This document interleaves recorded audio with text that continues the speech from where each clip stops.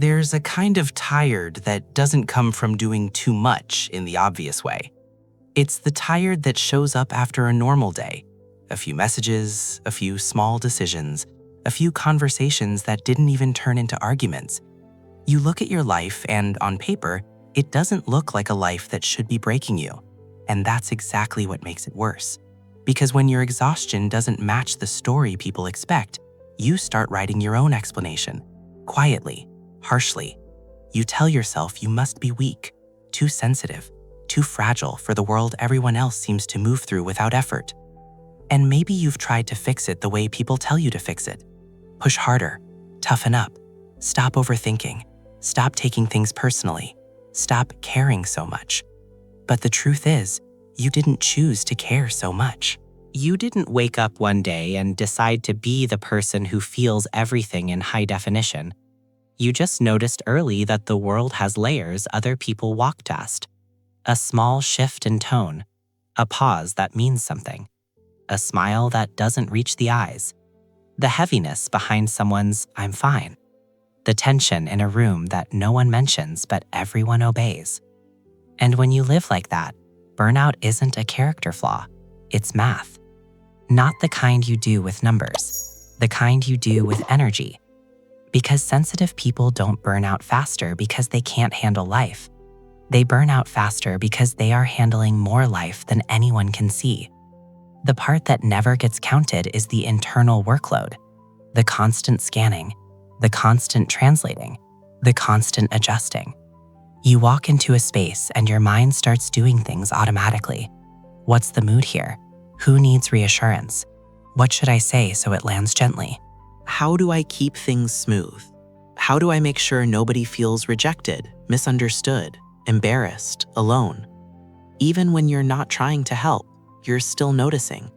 Even when you're not trying to be careful, you're still careful. Even when you're not trying to be kind, you're still kind in the way you hold back the sharpness you could release in a second. And that restraint costs something. It's not that you're too emotional. It's that you're always processing, always integrating, always making meaning. People think burnout happens when you do too much. But for sensitive people, it often happens when you absorb too much. You absorb the unspoken, the implied, the subtle pressure in a conversation, the expectations no one states out loud, the discomfort behind politeness, the disappointment behind silence, the sadness behind jokes. You might be the kind of person who can walk away from an interaction and replay it like a film, not because you're trying to torture yourself, but because your mind is still organizing what happened, still trying to understand the emotional weather, still trying to make sure you didn't harm anyone, still trying to check if you're safe, if you're accepted, if you belong. And while you're doing all that, you're also trying to live a normal life. Work, family, deadlines, relationships, decisions, notifications, noise. So of course you get tired, not because you're weak, but because there's no off switch to the part of you that feels what's happening around you.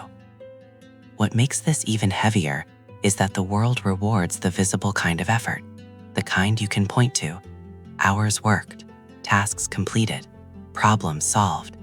But the invisible work you do doesn't get praised. In fact, it often gets misunderstood.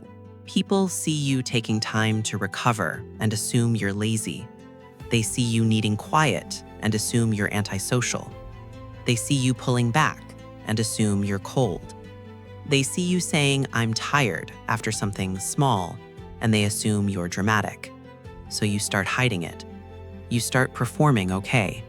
You get very good at looking functional while your inner world is running hot, like a machine without ventilation. And maybe you start to allow yourself something you've rarely allowed, recovery without justification. Not as a reward you earn by suffering enough, but as maintenance, as respect. Because when you're sensitive, rest is not luxury, it's how you stay yourself. And you don't need to wait until you're completely falling apart to take it. Burnout feels like a betrayal because it arrives when you were trying so hard, when you were being good, when you were being helpful, when you were being kind, when you were being strong in the way people don't recognize. But the body eventually tells the truth the mouth keeps postponing. And if you've been living as if your sensitivity is something to overcome, your body will eventually force you to listen. So here's the relief part, if you can let it land gently. You are not behind in life. You are not failing at being human. You are carrying a level of internal intensity that would exhaust almost anyone if they lived inside your mind for a week. And the goal is not to stop being sensitive.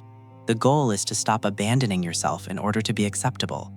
Because the moment you start building your life around the truth of how you process the world, rather than around the shame of it, something shifts. You begin to feel less like a problem to solve and more like a person to protect. A person who needs softer rhythms, cleaner environments, fewer emotional debts, more silence, more honest boundaries, more permission to step back before the breaking point, not because you can't handle life, but because you've been handling life without shelter.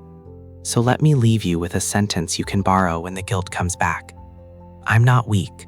I'm overstimulated and underprotected. And if this is you, if you've ever felt like you burn out faster, like you need more recovery than people understand, what is the most invisible thing you carry every day that nobody seems to count? If you feel comfortable, tell me in the comments. Even naming it can be a kind of shelter.